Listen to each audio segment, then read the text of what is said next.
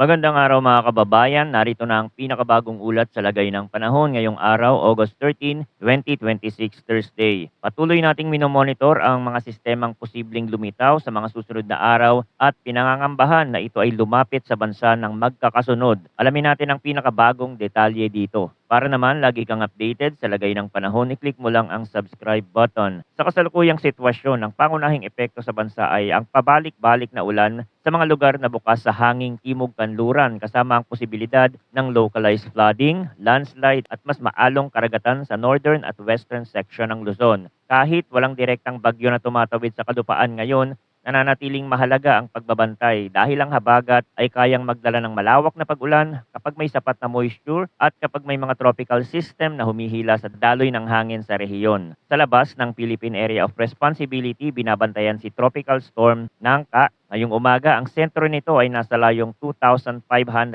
kilometers east-northeast ng extreme northern Luzon. Taglay nito ang maximum sustained winds na 65 kilometers per hour, malapit sa sentro, may gustiness hanggang 80 kilometers per hour at kumikilos northeastward sa bilis na 20 kilometers per hour. Nasa malayong silangang hilagang silangan ito ng bansa at wala itong direktang epekto sa kalupaan sa kasalukuyan, pero bahagi pa rin ito ng mas aktibong tropical pattern sa hilagang silangang bahagi ng Philippine Monitoring Domain. Ang mas malinaw na epekto ngayon ay mula sa southwest monsoon. Kapag umiiral ang habagat, karaniwang mas naaapektuhan ng kanluran at hilagang kanlurang bahagi ng bansa. Dahil dito, tumatama ang moisture na nanggagaling sa karagatan. Hindi laging pare-pareho ang lakas ng ulan sa bawat lugar. May mga oras na mahina lamang ang buhos, may ilang lugar na pansamantalang titila. Pero kapag may pumasok na mas makapal na monsoon band, maaari itong magdala ng moderate to heavy rains. Ito ang dahilan kung bakit ang Zambales, Bataan at Occidental Mindoro ang pangunahing kasama sa heavy rainfall outlook ngayon.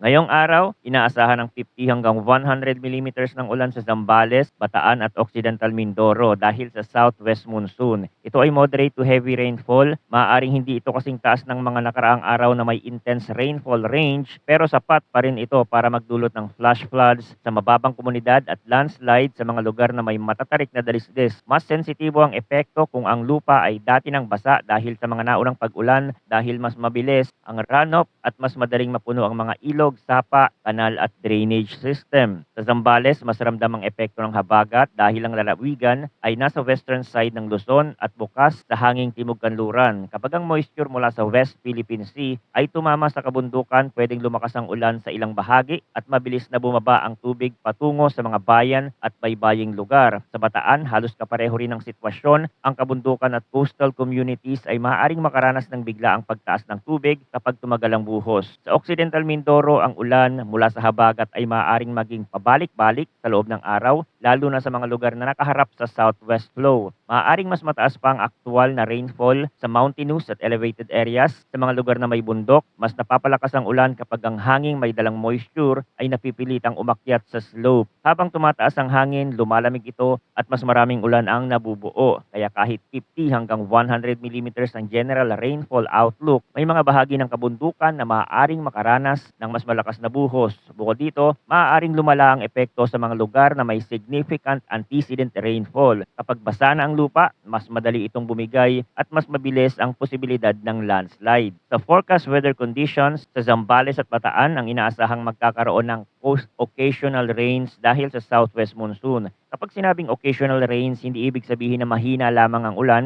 Ibig sabihin nito ay may mga pag-ulang dumarating at lumilipas sa loob ng araw. Maaaring may pagitan ang mga buhos, pero kapag may mas aktibong monsoon band na dumaan, maaari itong maging moderate to heavy. Sa ganitong kondisyon, posibleng magkaroon ng flash floods at landslide, lalo na sa mga lugar na mababa, malapit sa ilog, nasa paanan ng bundok o may kasaysayan ng pagbaha kapag malakas ang ulan. Para sa Metro Manila, Ilocos Region, Cordillera Administrative Region, Cagayan Valley, Calabarzon, Mimaropa, natitirang bahagi ng Central Luzon, Camarines Norte, Aklan, Antique at Capiz, inaasahan ng cloudy skies with scattered rains and thunderstorm dahil sa southwest monsoon. Ibig sabihin, mas kalat ang ulan kumpara sa occasional rains sa Zambales at Bataan, pero maaari pa ring maging moderate to at times heavy kapag may thunderstorm o mas makapal na ulap na dumaan. Sa ganitong setup, maaaring mabilis magbago ang panahon mula sa maulap lamang patungo sa biglaang malakas na buhos. buhos. Sa Ilocos Region, mas dapat bantayan ang mga lugar na malapit sa ilog, mga slope area at mga bahaging nasa paanan ng bundok. Kahit hindi lahat ng bahagi ng Ilocos ay nasa heavy rainfall outlook ngayong araw, ang scattered rains and thunderstorm na dulot ng habagat ay maaari pa ring magdala ng moderate to at times heavy rains. Sa mga coastal communities, maaaring sumabay ang ulan sa mas maalong dagat lalo na kung lalakas ang hangin timog kanluran. Sa mga interior at upland areas, ang patuloy na pag-ulan ay maaaring magpalambot sa lupa at magpataas ng landslide risk. Sa Cordillera Administrative Region, kasama ang mga bulubunduking lugar tulad ng Benguet, Abra at iba pang mataas na bahagi, mas kritikal ang epekto ng ulan kahit hindi sobrang taas ang rainfall range. Dahil sa terrain, mabilis bumababa ang tubig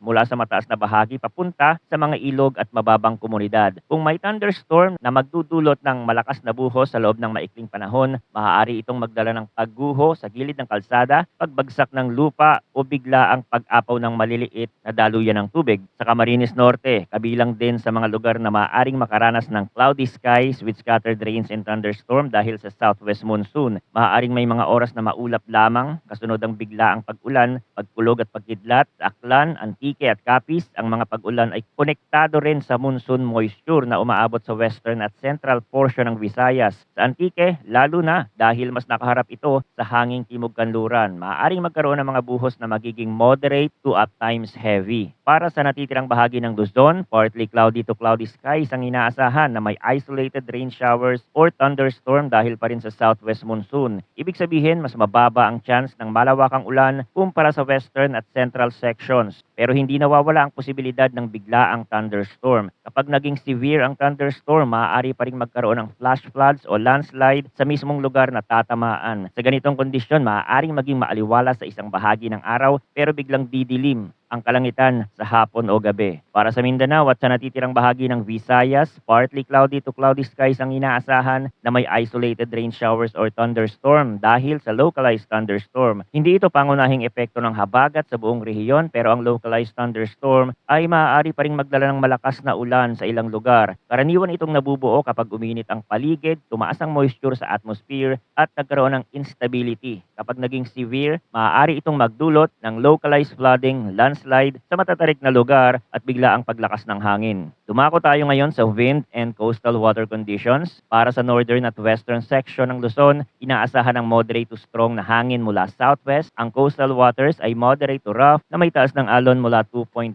hanggang 2.8 meters. Ito ang mas sensitibong bahagi ng marine forecast dahil direktang nakaharap sa habagat ang mga baybayin sa Hilaga at kanluran ng Luzon. Sa mga bahagi ng Ilocos Region, Pangasinan, Zambales, Bataan at Western Mimaropa, maaaring maging maalog ang dagat lalo na kapag may kasabay na thunderstorm o mas mataas na bugso ng hangin. Para sa natitirang bahagi ng Luzon, light to moderate ang hangin mula southwest. Ang coastal waters ay slight to moderate na may taas ng alon mula 1.2 hanggang 1.8 meters. Mas banayad ang general sea condition dito kumpara sa northern at western sections pero hindi ibig sabihin na laging tahimik ang dagat. Kapag may thunderstorms sa ibabaw ng karagatan, maaaring pansamantalang lumakas ang hangin at tumaas ang alon sa mismong lugar na tatamaan. Kaya kahit light to moderate ang nakasaad sa kondisyon, maaari pa ring magkaroon ng biglaang pagbabago sa ilang coastal areas. Para sa Visayas at Mindanao, light to moderate ang hangin mula south to southwest. Ang coastal waters ay slight to moderate na may taas ng alon mula 0.6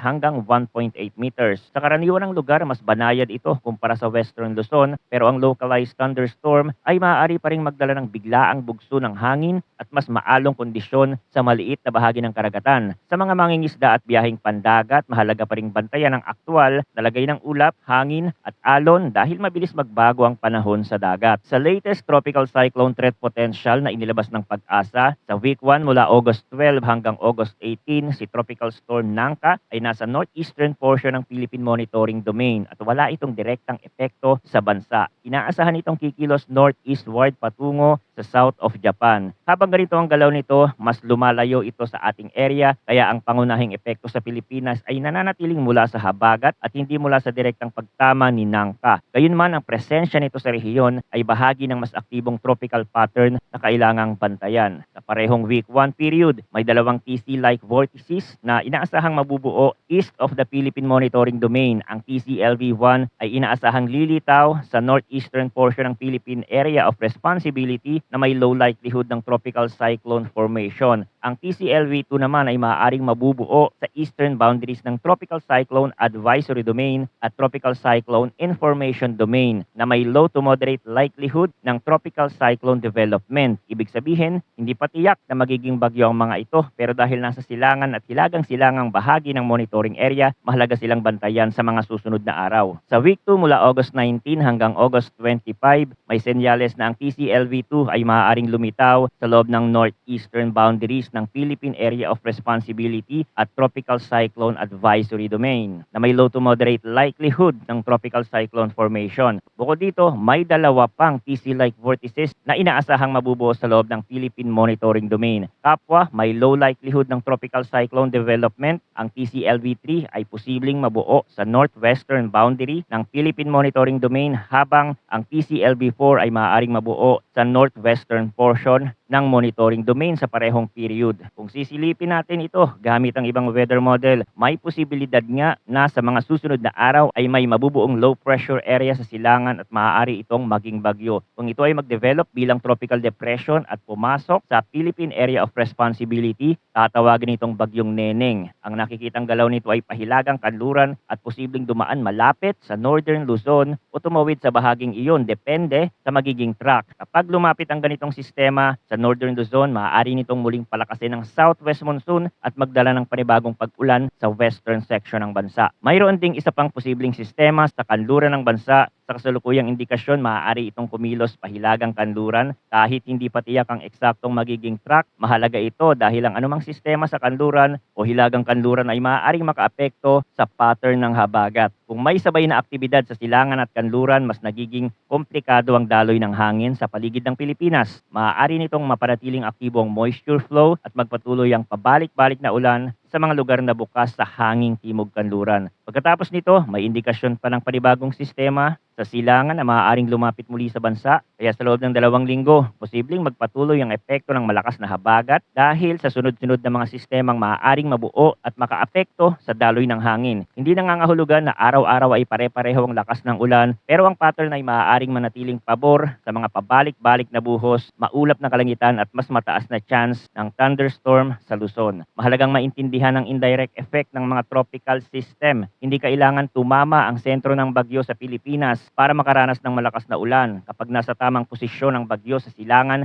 o hilagang bahagi ng rehiyon, maaari nitong hilahin ang habagat. Ang habagat naman ang nagdadala ng moisture mula sa dagat papasok sa western side ng bansa. Kapag tumama ang moisture na ito sa kabundukan o pumasok sa urban areas, nagiging malakas ang ulan at tumataas ang posibilidad ng pagbaha. Kaya may mga pagkakataon na walang landfall pero malabagyo ang epekto ng ulan sa ilang lugar. Kung pagbubuuin natin ang weather picture ngayon, ang southwest monsoon ang pangunahing weather driver sa Luzon. Si Tropical Storm Nangka ay nasa malayong east-northeast ng extreme northern Luzon at kumikilos papalayo patungo sa south of Japan, kaya wala itong direktang epekto sa bansa. Ang ulan ay mas nakatuon sa Zambales, Bataan at Occidental Mindoro, habang maraming bahagi ng Luzon ang makakaranas ng cloudy skies with scattered rains and thunderstorm. Sa northern at western section ng Luzon, moderate to rough ang dagat, kaya mas kailangang bantayan ng kondisyon sa mga baybayin. Sa pagtatapos, patuloy na magiging mahalaga ang pagbabantay sa habagat at sa mga posibleng sistema sa Philippine Monitoring Domain. Ngayong araw inaasahan ang 50 hanggang 100 millimeters ng ulan sa Zambales, Bataan at Occidental Mindoro. Si Tropical Storm Nangka ay nasa malayong silangan. Sa mga susunod na araw at hanggang sa susunod na 2 linggo, may posibilidad ng mga bagong low pressure area at TC-like vortices sa silangan at hilagang kanluran, bahagi ng monitoring domain. Kaya maaaring muling lumakas ang habagat, depende sa kanilang magiging galaw. Ang pangunahing dapat bantayan ngayon ay flash floods sa mababang lugar, landslide sa kabundukan, isolated severe thunderstorm at moderate to rough seas